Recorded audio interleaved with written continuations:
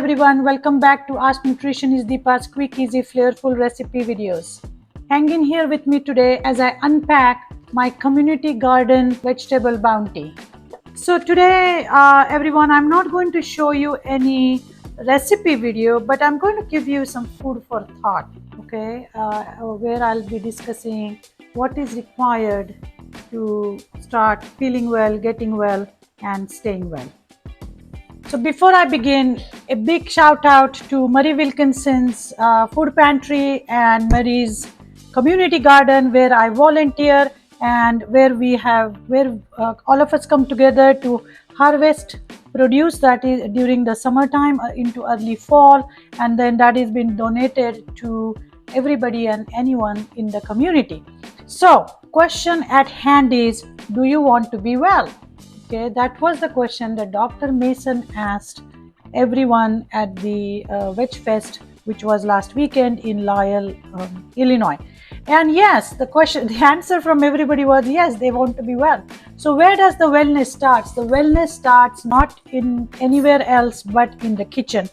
And the community gardens are a phenomenal way to get different kinds of produce in your kitchen, because there are two ways community gardens work. Number one, they connect you with other people, other like-minded people, and then those are voluntary opportunities. You can volunteer, and by volunteering, your dopamine is going to go up high. There are a bunch of benefits of volunteering. It makes you happy, it keeps you connected with other like-minded people, and when you volunteer in a setting like community garden, oh my goodness, the air, the soil, the water, everything just has a different touch. And that's exactly how I felt when I was harvesting all this stuff from the garden today. And so let's see what I found. Fresh soybeans. Okay, this is actually my first time harvesting fresh soybeans. Do you see how they are also called as edamame? So fresh. Purple green beans.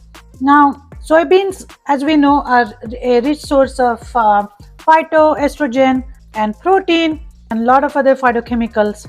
Purple color vegetables in general are good for our brain because of their anthocyanins, and these are just very tender beans. Different kind of eggplants. Look how many different eggplants, and there were 5 other varieties that I couldn't pick up. Plenty of tomatoes. But I'm most excited about my collection of peppers here. These are bell peppers. Look what I have here. A purple jalapeno. Okay. These Hungarian bite-sized peppers, wax peppers. They can be just snack on. They are called as snack peppers too. These are another banana pepper type of variety here. Serranos. Thai peppers. Bunch of them. As you can see, they are the spicy ones. Let's see. Poblanos. Nice and tender. So that's peppers have a special compound that opens up your arteries and veins. It improves the blood flow. Okay, so if somebody is sweating after eating spicy food, that's a good thing. Okay, it cleans up your sinuses, and believe it or not, peppers have a lot of vitamin C. Nobody looks at peppers for a source of vitamin C, but eating one pepper is going to be as good as eating half an orange. Okay, so don't forget the peppers for their health benefits as a vitamin C and capsaicin, which is that compound which is also an antioxidant and a vasodilator. Another important find today was this green vegetable called sorrel. It's very tender, just like spinach. However, has sour taste to it, and that's what makes it really, really interesting. You can either put it in the salad. That would be the best thing to do because it's so fresh. Just small amount in salads because like I said, it's a little bit tangy.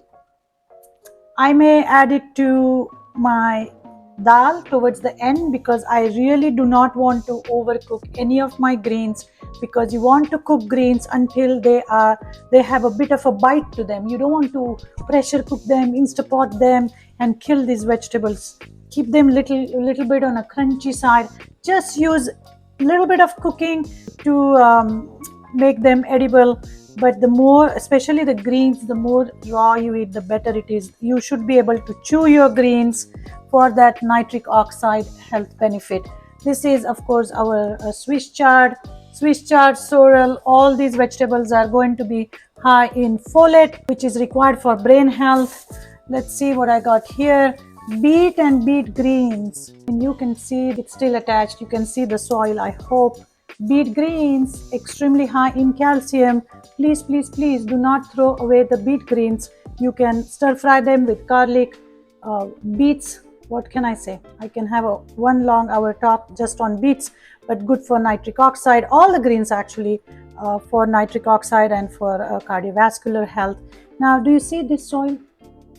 Do you know why people in the past did not take probiotic?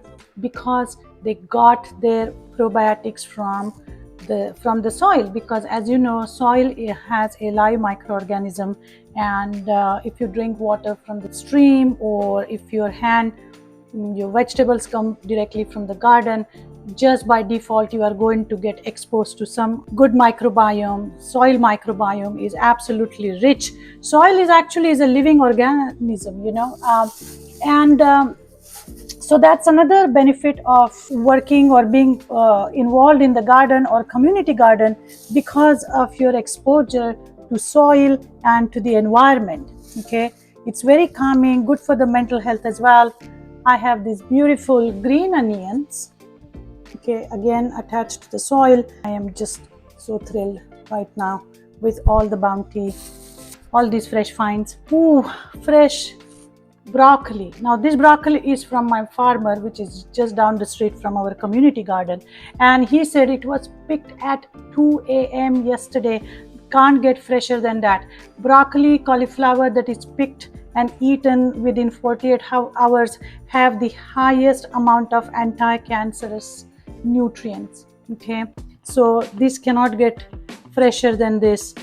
And of course the cauliflower, so not to mention the tomatoes. So as you can see, I'm all set for the week, maybe at least for 5 days. I'm going to make different combinations, salads, curries, using all these vegetables in different combinations, and hopefully I will get time to tape some of those recipes. Nonetheless, community helps improve your immunity. Okay, and I'm not just talking about the immunity from the health perspective, but also from the mental health perspective. Like I said, just being in the garden is like getting a therapy session. We're so in touch with the environment, just the air feels nice and fresh. So I hope you guys will get motivated and either have your own garden or plant one with your neighbor, or go in your community and get involved. Doesn't matter. The answer to Dr. Mason's question, if you want to be well, yes, we want to be well, and the wellness is going to start from our home, and sharing some good practices and supporting others who are on the same path of getting well. So on that note, I'm going to say goodbye. For now, thank you again for watching, and I will talk to you soon.